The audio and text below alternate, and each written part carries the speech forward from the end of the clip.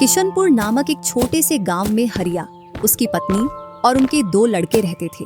हरिया के दोनों लड़के जुड़वा थे और दोनों शक्ल सूरत में हमशक्ल थे।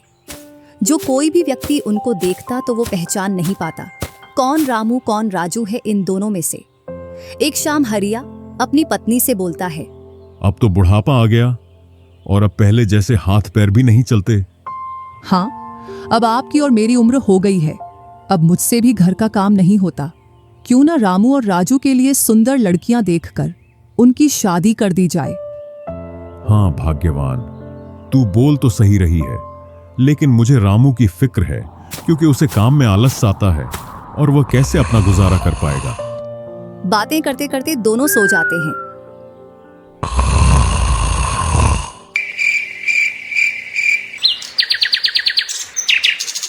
और सुबह उठकर हरिया रामू राजू से बोलता है, तुम दोनों खेतों पर चले जाना और एक खेत को खोद आना जिसमें मैं आकर बीज बो दूंगा। और आज मैं अपने दोस्त से मिलने के लिए पास ही के गांव में जा रहा हूं। 2 दिन में लौट कर आऊंगा। हरिया तैयार होकर दूसरे गांव की ओर निकल जाता है और रामू राजू भी खेतों की ओर चल देते हैं। दोनों खेतों में जाकर काम करने लग जाते हैं। रामू ठहरा कामचोर। वह थोड़ी देर काम करने के बाद एक पेड़ की छांव में जाकर लेट जाता है। इधर राजू को सुबह से शाम हो जाती है और वह आधा खेत खोद देता है।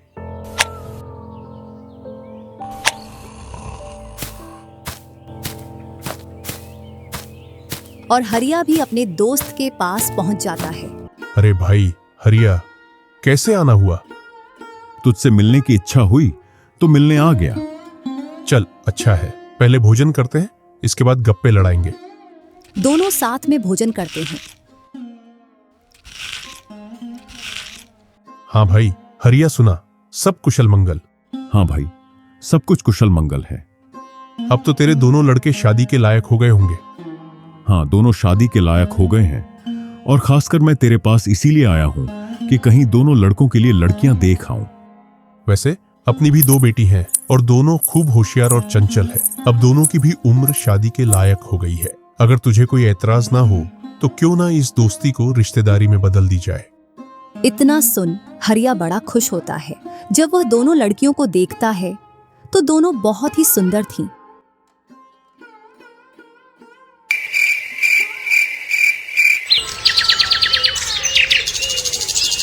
सुबह होते ही हरिया अपने दोस्त से बोलता है, मैं जल्द ही मेरी बहुओं को लेने आऊंगा। इतना बोलकर हरिया अपने गांव की ओर चल देता है। इधर रामू और राजू भी अपने खेतों पर काम करने के लिए आ जाते हैं और रामू पेड़ की छांव में जाकर सो जाता है। इधर राजू अपने काम में लगा रहता है। शाम होने को आ जाती है और हरिया भी अपने खेतों के पास आ जाता है। रामू की आंख खुलती है तो हरिया उसको आता हुआ दिखता है, तो वह खेत में जाकर काम करने लग जाता है। चलो घर, अब शाम हो गई और खेत भी पूरा खुद गया है।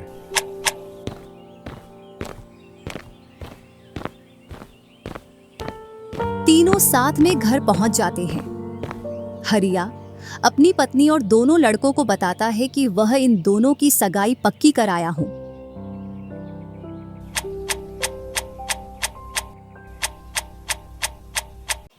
और वह कुछ दिन बाद दोनों का विवाह कर देता है। ऐसे ही कुछ वर्ष निकल जाते हैं।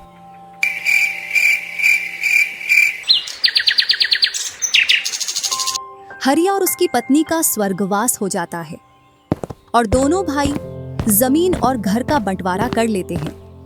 रामू अपने आलसी पने की वजह से खेतों में काम करने नहीं जाता और दिन भर घर में ही पड़ा रहता। इधर राजू अपने खेतों में दिन रात मेहनत करता है, जिससे रामू और राजू की फसलों में अंतर स्पष्ट दिखाई देता है। एक दिन रामू राजू से बोलता है, तूने अच्छा खेत रख लिया और मुझे यह खराब खेत दे दिया। जिससे तेरी फसल अच्छी हो रही है और मेरी फसल कमजोर। कोई ना, अगली फसल पर खेत बदल लेंगे।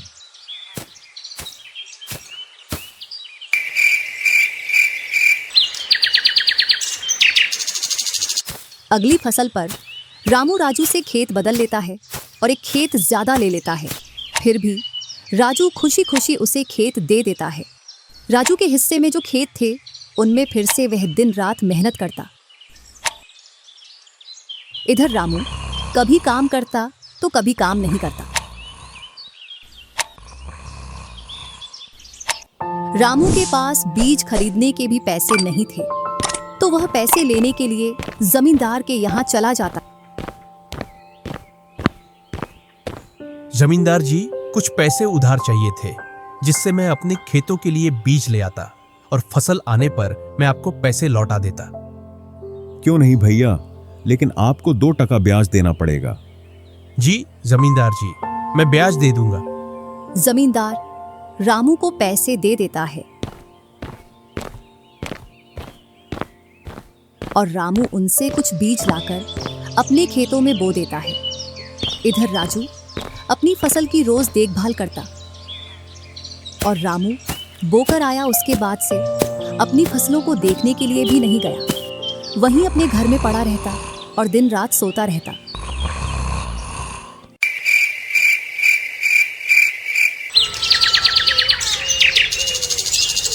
एक दिन जब फसल पकने का समय आया तो वह अपनी फसल देखने के लिए खेतों पर गया और फसल देखकर बोला, अरे इतनी कमजोर फसल! मैंने खेत बदल लिया, फिर भी लगता है मेरी ही किस्मत खराब है।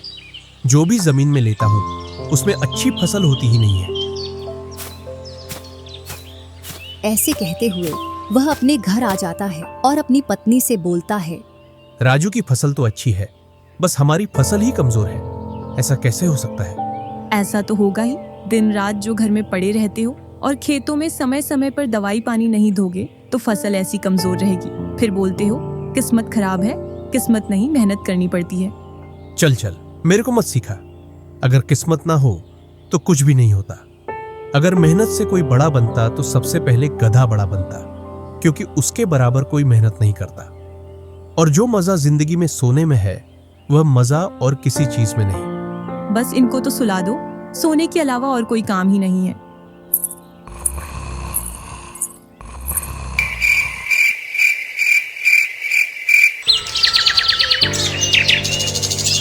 कुछ दिनों बाद जब फसल निकली तो राजू की फसल रामू से दोगुनी निकली, जबकि उसकी जमीन रामू से कम थी। रामू फसल को देखकर बोलता है, इस फसल को बेच कर आऊं या खाने के लिए रखूं? इधर जमींदार जी को भी पैसे देने हैं। अब इतनी सी फसल से कैसे काम चलेगा पता नहीं।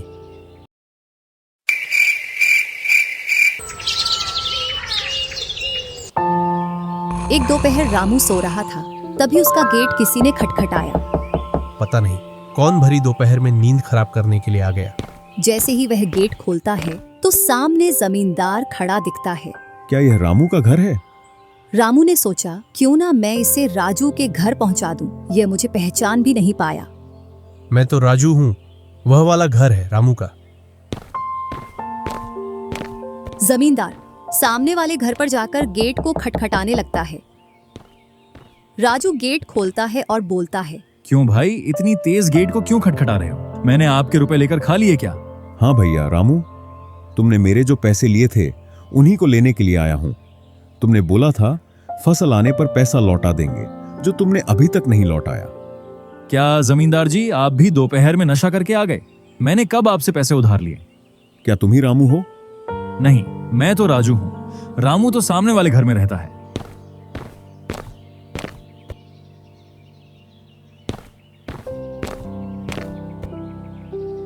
भरी दोपहरी में जमींदार का सर चकरा जाता है और वह अपने घर चला आता है और घर पहुंचकर मुनीम से बोलता है, ऐसा लगता है मुझे कि जो पैसे रामू के दिए थे वह पैसे अब लौट कर नहीं आने वाले। क्यों, ऐसा क्या हुआ जो पैसे वापस नहीं आ रहे हैं? रामू और उसका भाई दोनों हमशक्ल हैं और दोनों बोल रहे हैं कि रामू वह है, रामू वह है। और उन दोनों ने दोपहर भर मुझे इस घर से उसे घर दौड़ाया। जमींदार जी, पैसे निकालने की मेरे पास एक स्कीम है। बोलो कौन सी स्कीम है? मुनीम जमींदार जी के कान में पूरी स्कीम बताता है।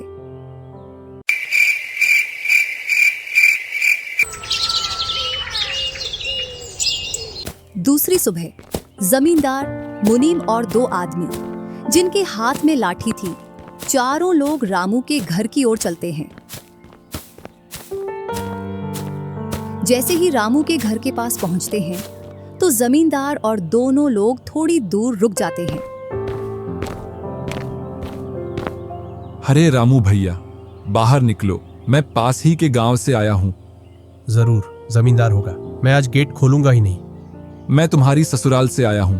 तुम्हारे ससुर साहब ने तुम्हारे लिए कुछ रुपए और कुछ आभूषण भेजे हैं, क्योंकि बुढ़ापे की वजह से उनसे यहां तक आने की नहीं बन पा रही थी, इस वजह से उन्होंने मुझे भेजा है।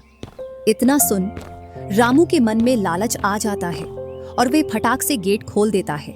कहाँ है पैसे और धन? क्या तुम्हारा ही नाम रामू है? हाँ, मेरा ही नाम रामू है। कहाँ है धन? यही पास में रखा है, चलो दोनों उठा लाते हैं। वह मुनीम के साथ चल देता। थोड़ी दूर चलने के बाद मुनीम जमींदार जी को बुला लेता है। जमींदार और दोनों लोग रामू के पास आ जाते हैं। लाओ मेरे पैसे लौटाओ, ब्याज समेत। मैंने आपसे पैसे नहीं लिए। ये ऐसे नहीं मानेगा। अब तुम दोनों के हवाले करता हूं, तुम चाहे जैसे इससे पैसे निकालो। और दोनों आदमी रामू को लठ से मारते हैं। रामू चिल्लाता हुआ, अरे भाई रुको, अरे भाई रुको, मत मारो, अरे भाई रुको, मत मारो। इधर वह दोनों रामू में दे लठ लठ बरसा रहे थे। तभी राजू गेट खोलकर देखता है तो रामू पर कुछ लोग लठ से वार कर रहे थे। तो वह दौड़कर उनके पास आता है और बोलता है, अरे भाई रुको। इस रामू ने आज से 5 महीने पहले मुझसे पैसे लिए थे। जब लौटाने की बारी आई तो बहाने कर रहा था। कितने पैसे हैं? 2000। रुको मैं लाता हूं।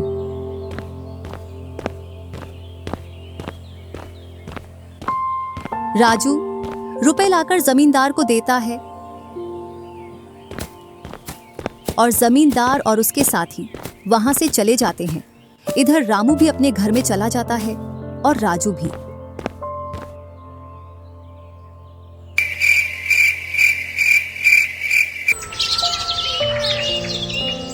कुछ दिनों बाद दोनों भाई अपना अपना खेत खोदने के लिए खेतों पर पहुंच जाते हैं।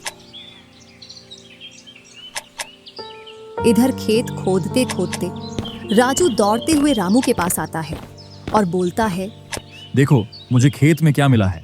राजू के हाथ में हीरा देखकर रामू के मन में लालच आ जाता है और वह मन ही मन सोचता है, इसके खेत में तो और भी हीरा हो सकते हैं। क्यों ना मैं इसको मेरा वाला खेत दे दूं और इसका खेत में रख लूं, जिससे मेरे पास भी बहुत सारे हीरे हो जाएंगे। मैं क्या बोल रहा था, क्यों ना तू मेरे वाले खेत पर फसल कर ले और मैं तेरे वाले पर। इतने दिनों से तू कम जगह पर कर रहा था।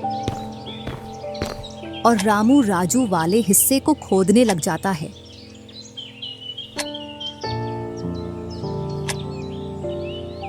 शाम तक पूरे खेत को खोद देता है, लेकिन उसे उसमें कुछ भी नहीं मिलता और थका हारा घर पहुंच जाता है।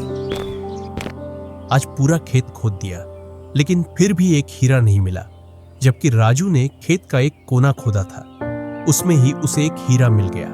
अच्छा, आप अगर ऐसे ही मेहनत करते रहे तो एक दिन आपको भी बहुत सारे हीरे मिलेंगे।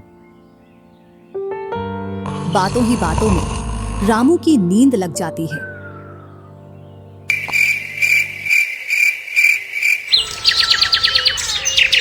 और जब सुबह होती है तब वह बोलता है, आज जैसी नींद मुझे कभी नहीं आई।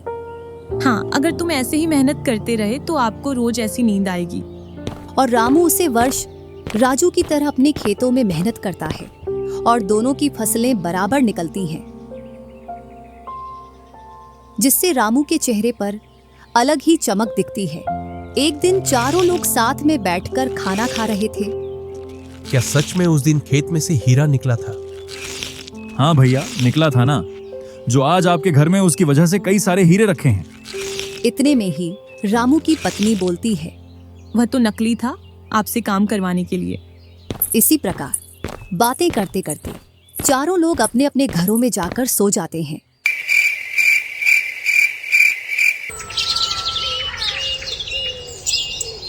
सुबह होते ही तुम दोनों को राजा साहब ने राजमहल बुलाया है। वह दोनों भाई सेनापति के साथ चल देते हैं। अब पता नहीं कौन सी आपदा आ गई। कुछ नहीं, कुछ अच्छा काम होगा, तभी तो हमें बुलाया है। दोनों राजा के पास पहुंच जाते हैं। हमने सुना है इस वर्ष तुम्हारी फसल सबसे अच्छी निकली है और आपने इस बार सबसे ज्यादा राजकोष में कर दिया है। इसी का आप दोनों को इनाम दिया जाता है।